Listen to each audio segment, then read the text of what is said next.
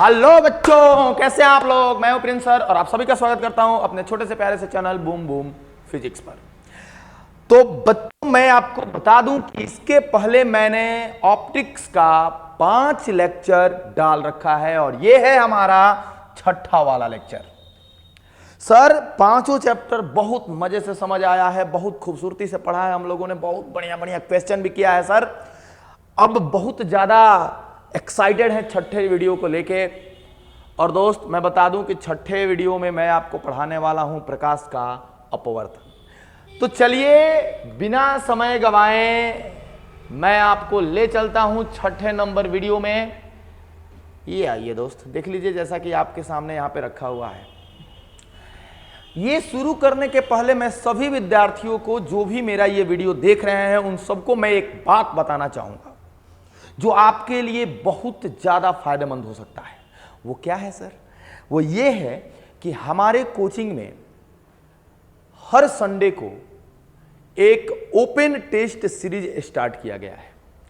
तो चाहे बच्चों आप कहीं क्यों ना पढ़ रहे हों, जरूरी नहीं कि आप हमारे ही कोचिंग में पढ़ें, आप कहीं भी पढ़ रहे हो, आप उस ओपन टेस्ट सीरीज में शामिल होइए, अपनी प्रतिभा को दिखाइए और आप पता कीजिए कि आप पूरे आरा शहर में कहां स्टैंड कर रहे हैं, अपने शहर में कहां स्टैंड कर रहे हैं, किस पोजीशन पे रह रहे हैं।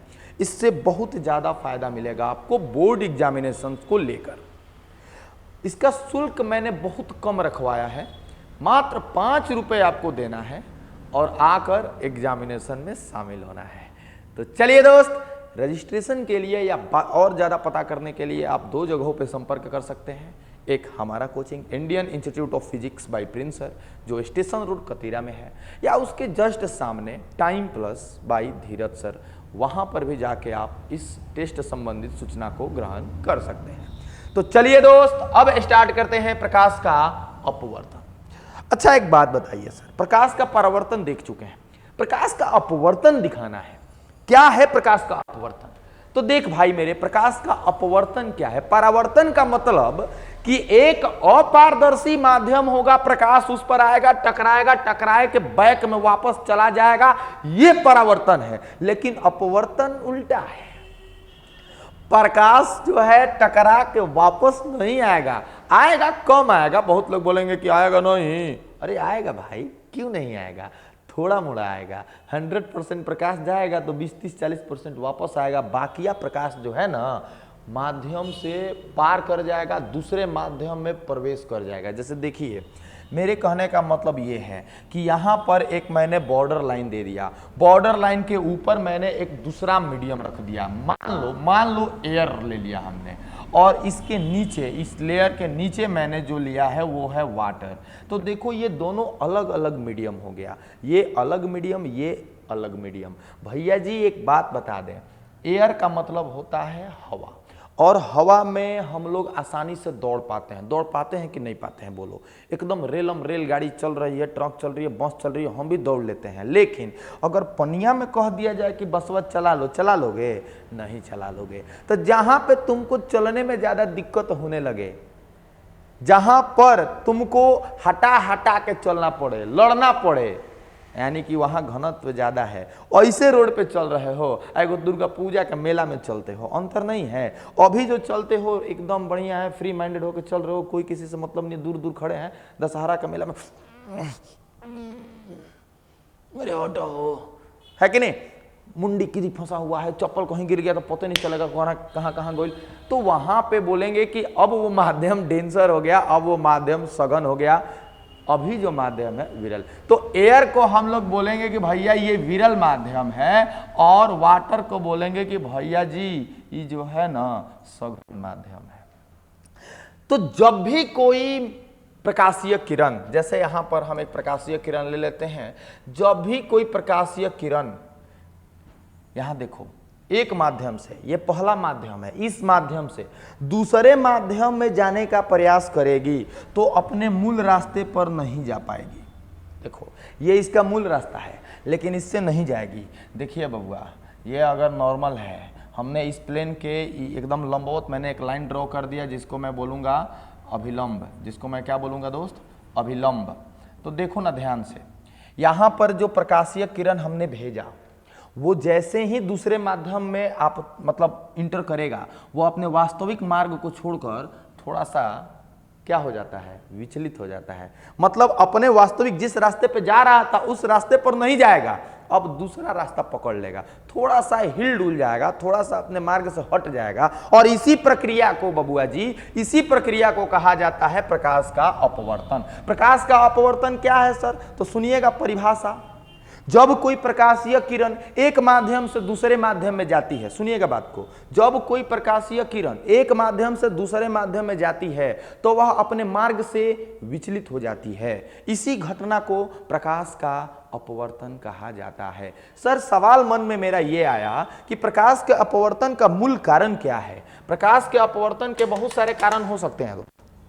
प्रकाश के अपवर्तन के तुम्हारी नजर में ऐसा लगता होगा बहुत सारे, एक ही कारण है। क्या कारण है सर?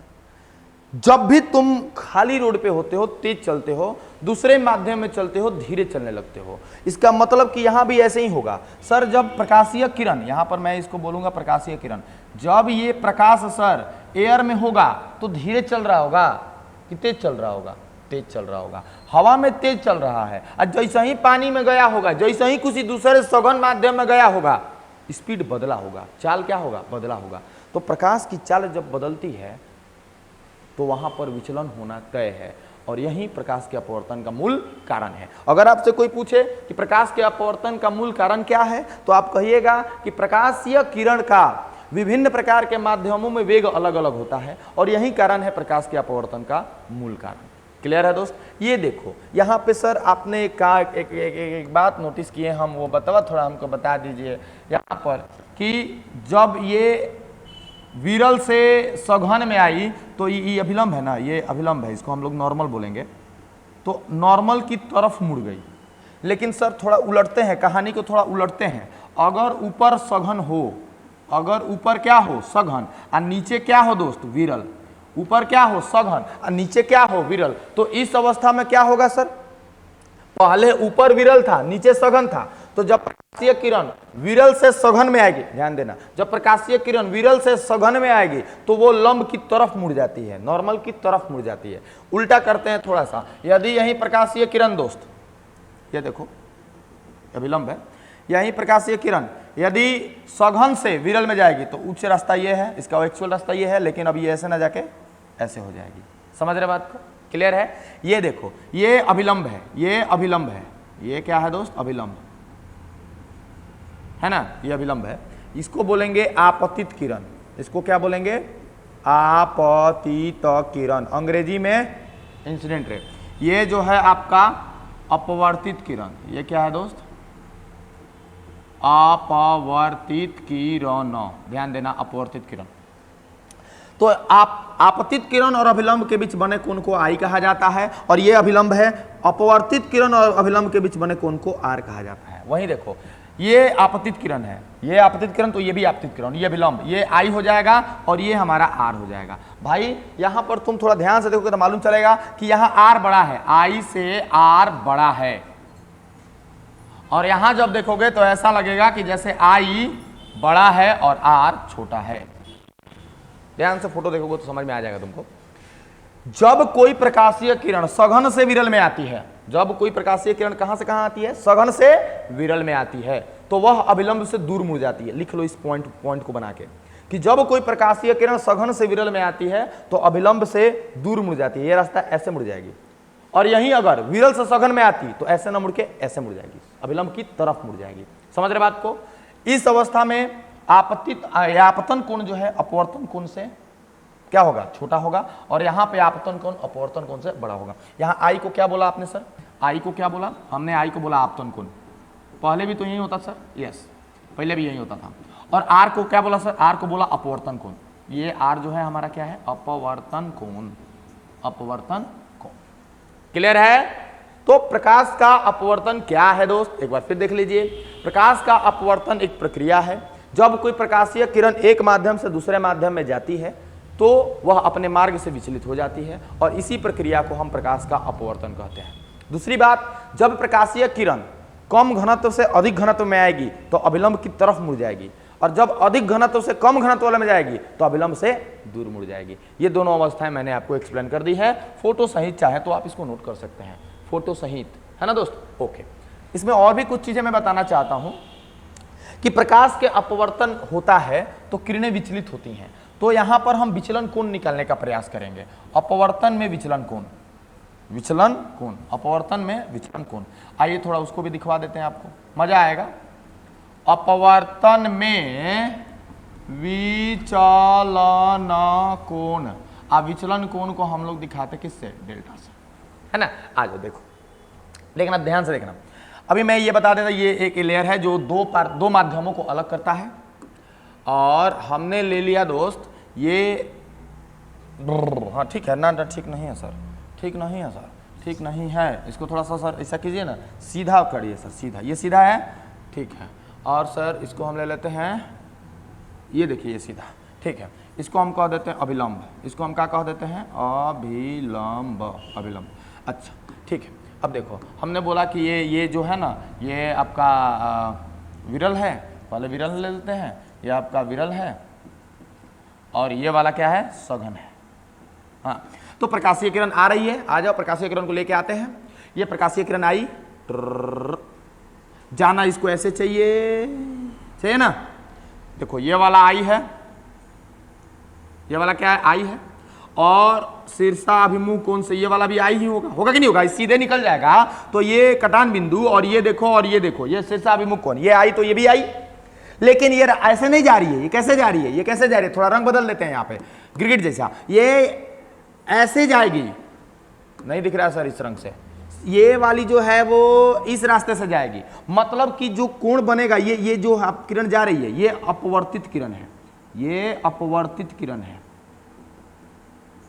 ये कौन किरण है, अपवर्तित किरण, और ये कोण बना रही है अभिलंब के साथ यहां पर, ये थीटा, थीटा मतलब, थीटा मतलब इसको क्या ले लोगे, इसको आर, क्या ले लोगे, आर। यहां पे देखो भैया थोड़ा सा ध्यान दीजिएगा, यहां पर आर और ये पूरा आई, ये पूरा आई, रास्ता ये था, चल गई इस पर, तो विचलन कितना हुआ, हमको लगता है कि विचलन ये वाला हुआ, यही है वो विचलन कोण, डेल्टा जिसको बोलेंगे।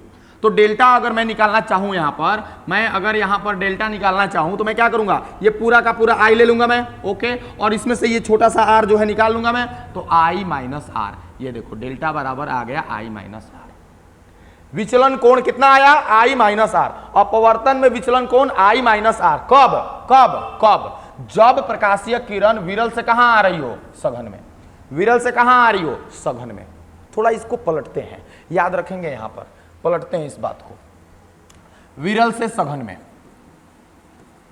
विरल से सघन, तो डेल्टा बराबर आई माइनस आर।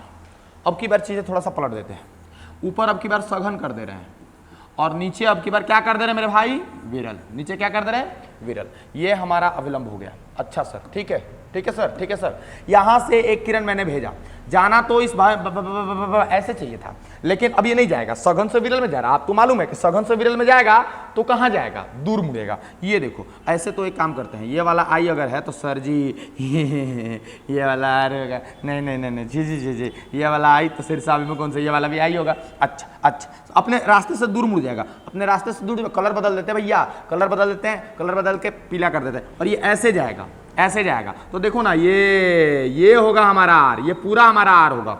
तो विचलन कौन सा, टिंग टिंग टिंग टिंग टिंग टिंग टिंग टिंग, ये रास्ता वास्तविक था और मुड़ गया ऐसे, डेल्टा ये। तो देखो ना, डेल्टा अगर मुझे यहां निकालना पड़े तो पूरा मैं ले लूंगा, पूरा आपकी बार कौन है, आर, और उसमें से छोटू वाला घटा दूंगा, और ये है आई। तो देखो बबुआ, जब सघन से विरल आपको आना है, जब किरण सघन से विरल जाए तो डेल्टा जो होगा आर माइनस कितना होगा, आई।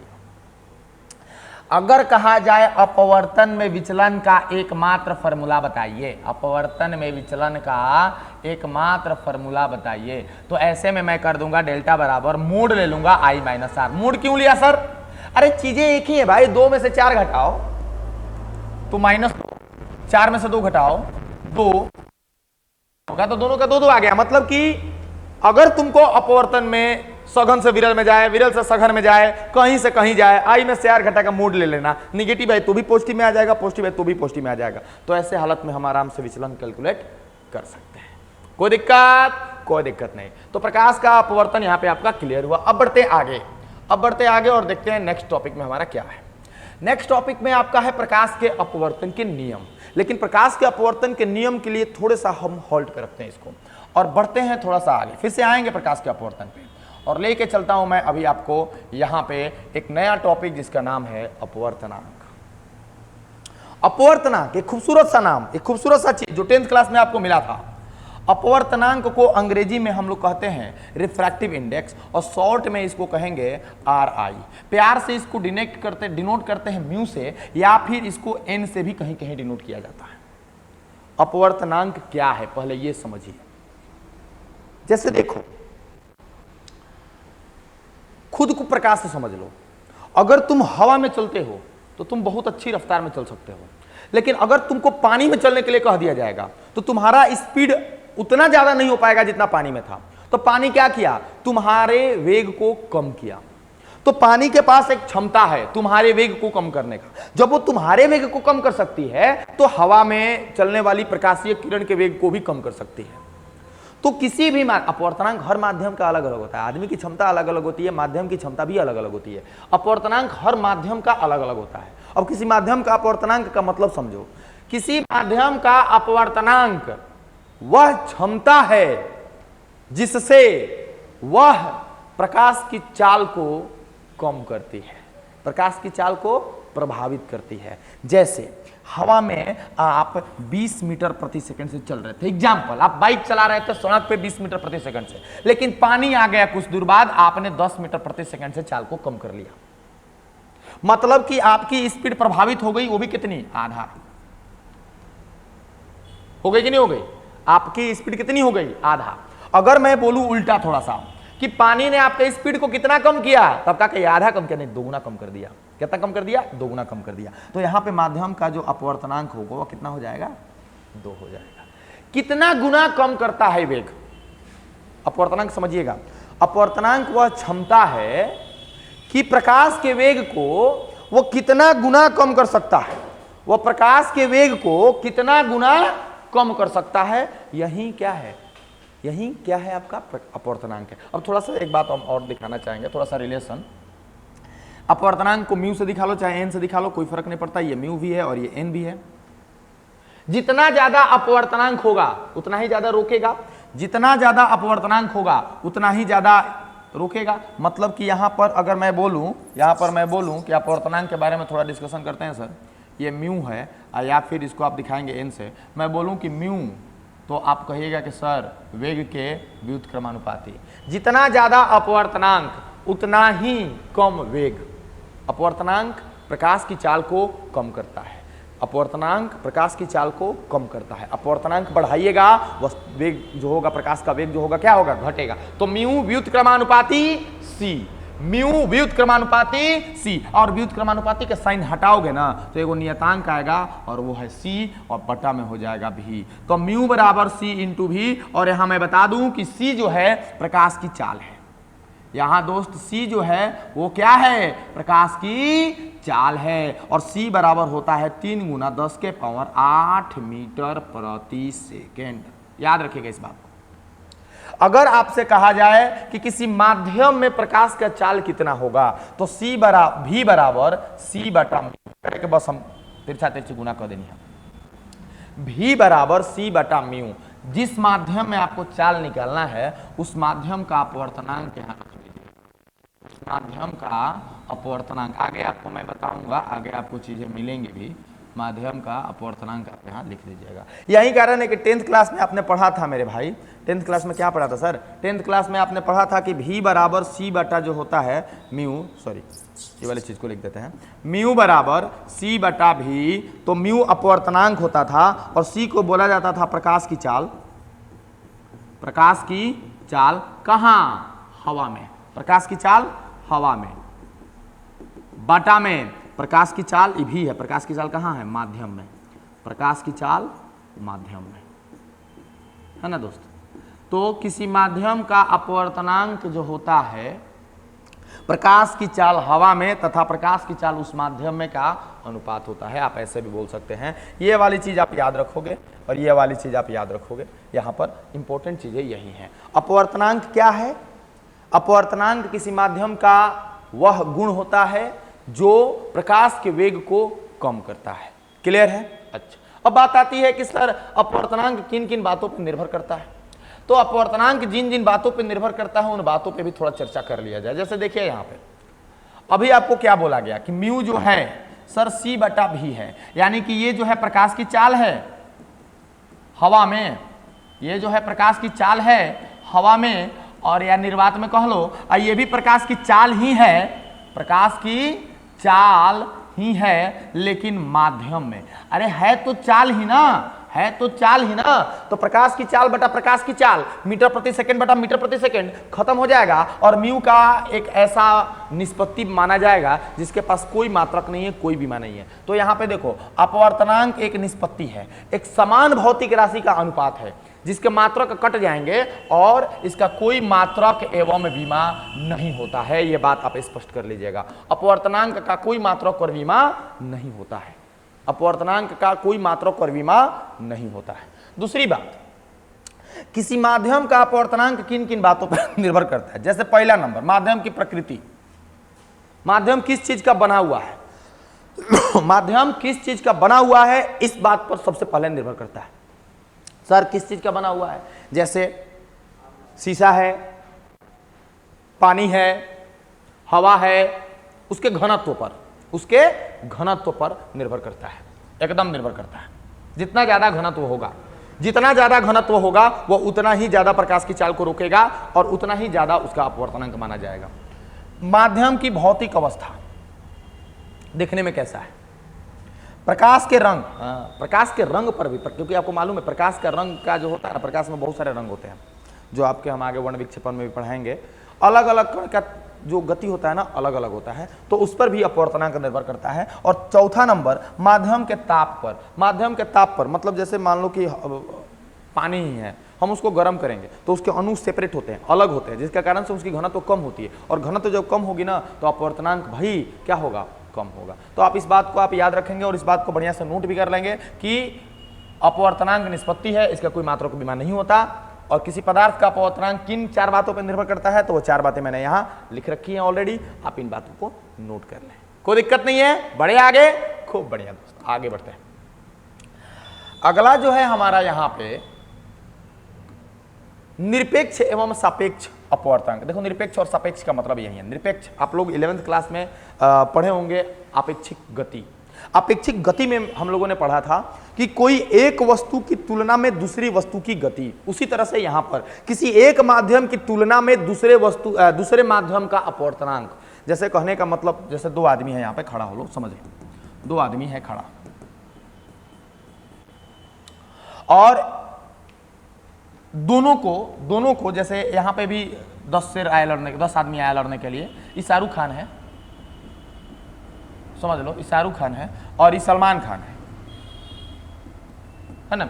यहां पर 10 आदमी गुंडे आए, 10 गुंडे यहां इसके पास भी आए, 10 गुंडे यहां पर भी आए, 10 आदमी यहां पर भी है ना, 10 आदमी है। शाहरुख खान जो है 10 आदमी में 5 आदमियों को मार देता है,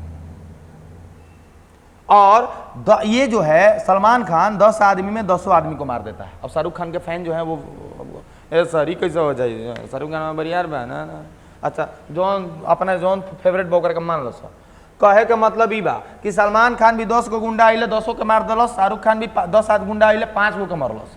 तो अब बताओ दोनों के जब तुलना कीजिए तो कहा नू कि सलमान खान जो है शाहरुख खान की अपेक्षा ज्यादा ताकतवर है, और वो भी डबल। कैसे समझ में आया डबल? क्योंकि ये इसकी अपेक्षा डबल आदमियों को मार रहा है। तो हम भी वैसे ही कहेंगे कि अगर हवा है और पानी है तो हवा प्रकाश की चाल को कितना रोक रहा है और पानी प्रकाश की चाल को कितना रोक रहा है, दोनों को देखेंगे और फिर तुलना करेंगे कि पानी हवा के सापेक्ष प्रकाश की चाल को कितना रोक रहा है।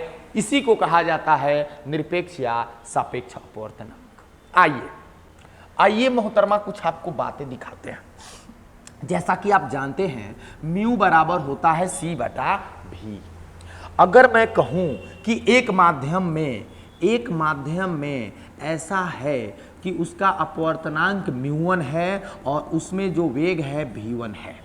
अरे c तो हर जगह सेम होने वाला, उस तो c1 c2 होगा नहीं, c का मान तो हर जगह वही होता है जो होता है। दूसरे माध्यम में अगर मैं बोलूं, अगर मैं कहूं, क्या कहूं, μ2 बराबर c बटा v2, इसको मानो इक्वेशन 1 और इसको मानो इक्वेशन 2। तो ये एक माध्यम में है और ये दूसरे माध्यम का अपवर्तनांक है। मैं बोलूं कि एक काम कर लल्ला मोरे, μ1 बाटा μ2 कर लो, और जब μ1 बाटा μ2 करम नु तो c बाटा v1 भागा और c भागा v2।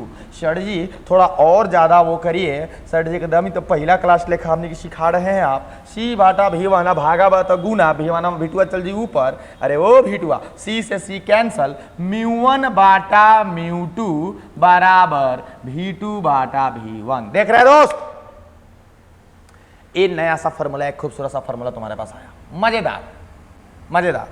मैं अभी कुछ बताऊंगा तुमको। ये जो तुम देख रहे हो ना लल्ला मोरे, ये जो तुम देख रहे हो ना μ2 बाई μ1, इसका मतलब थोड़ा समझ लो जरा। इस μ2 बाई μ1 का मतलब समझो। इस μ2 बाई μ1 का मतलब होता है माध्यम 2 का अपवर्तनांक, माध्यम 2 का अपवर्तनांक माध्यम 1 के सापेक्ष, माध्यम 1 के सापेक्ष। लल्ला मोरे सुनो बात को, ऊपर वाले का अपवर्तनांक नीचे वाले के सापेक्ष होता है।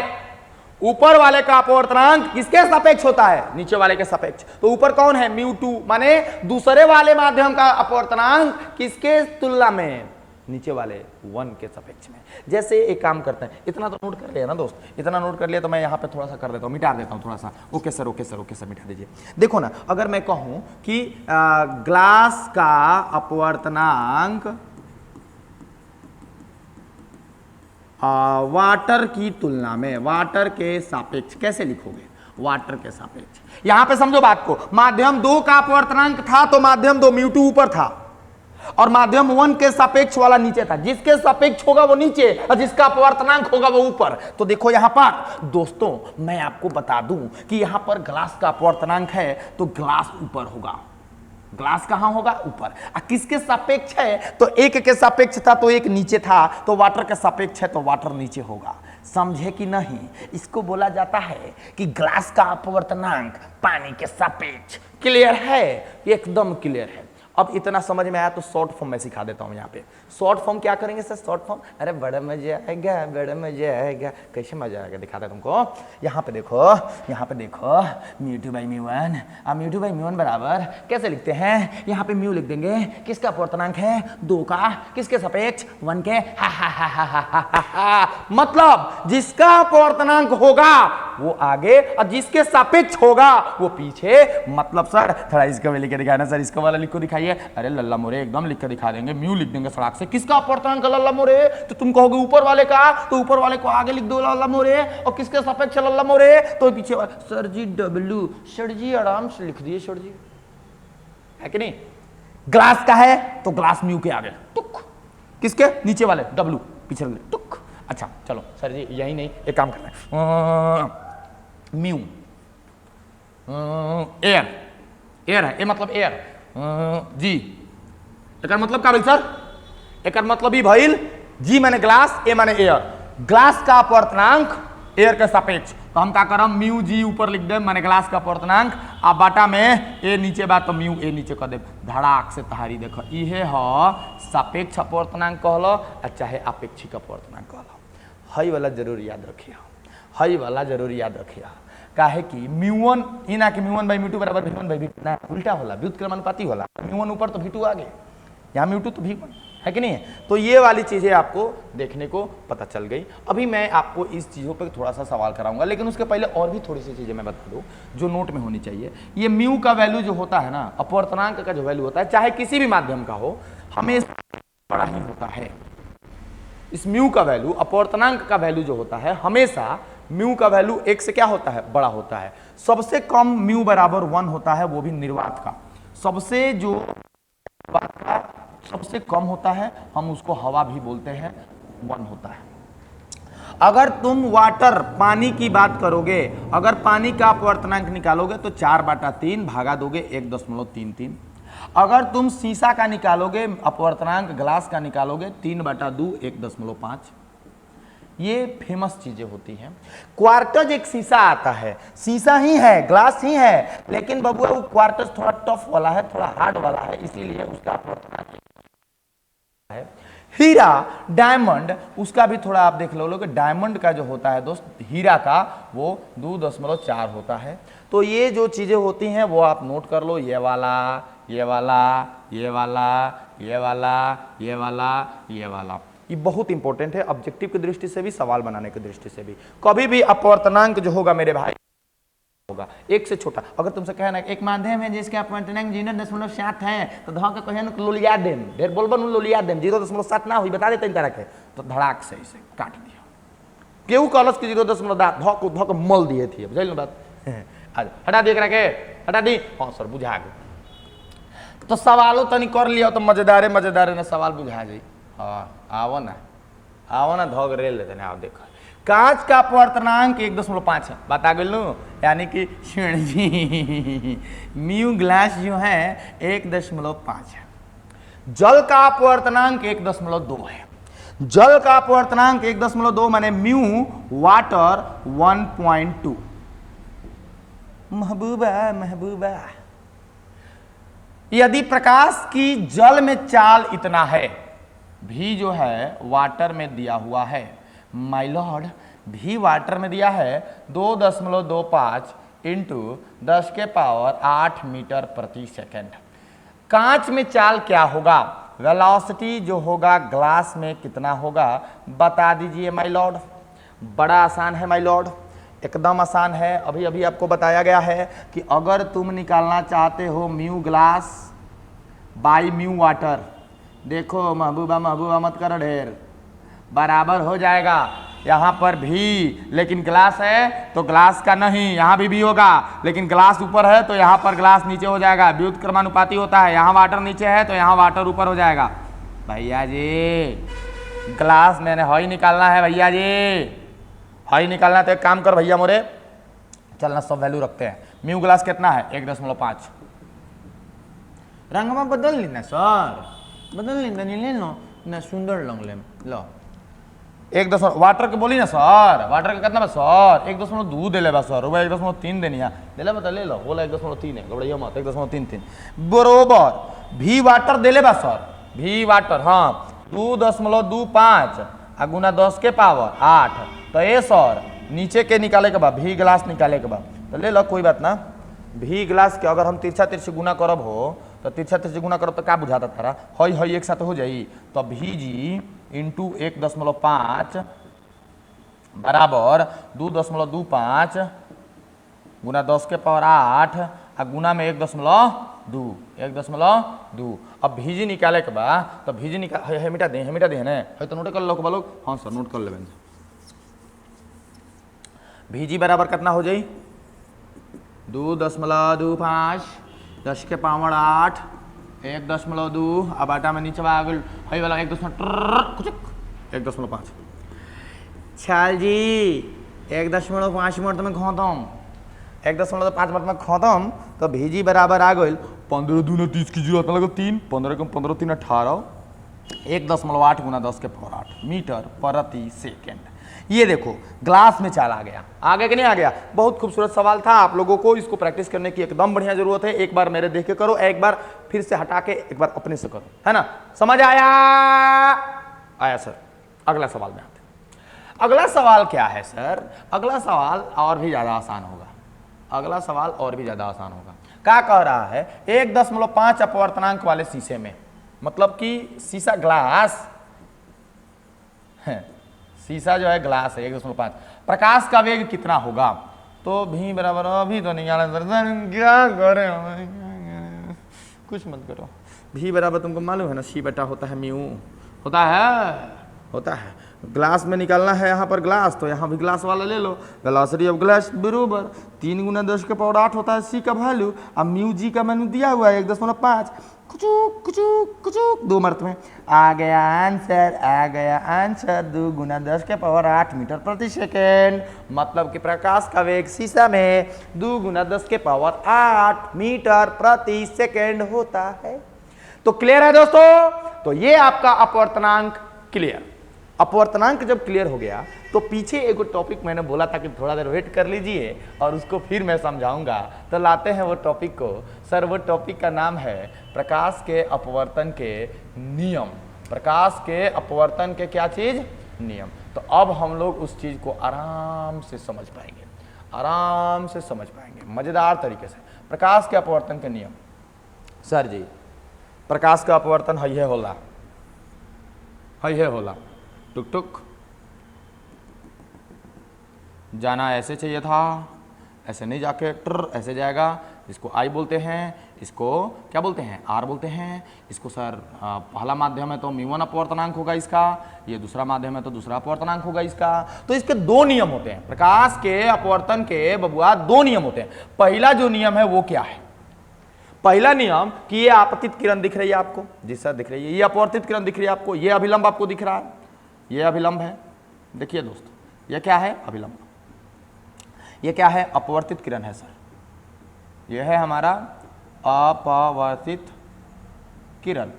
अच्छा ये हमारा आपतित किरण। तू है मेरी किरण तू हाँ कर। आपतित किरण, अपवर्तित किरण और अभिलंब ये तीनों एक ही तल में होते हैं। और ऐसी चीजें तो आपने प्रकाश के परिवर्तन का भी पहला नियम यही था। आपतित किरण, अरे वो आपतित किरण, साथ ही साथ कौन किरण? अपवर्तित किरण। दोनों बहनें हैं, प्यारी बहनें हैं, हम शकल होती हैं। अपवर्तित किरण एवं अभिलंब, एवं अभिलंब, एवं अभिलंब तीनों एक ही तल में होते हैं। तीनों एक ही तल में होते हैं। अरे बूझे कि नहीं बूझे? बूझे कि नहीं? बुझ गए बुझ गए बुझ गए बुझ गए बुझ गए बुझ गए। तीनों क्या होते हैं? एक ही तल में। अच्छा सर सुनिए बात को। यहां पर दूसरी नंबर कहानी सुनते हैं जरा। दूसरी नंबर कहानी क्या है? दूसरा कहेगा कि यहां आई है और यहां आर है, इसको बोलते हैं आपतन कोण,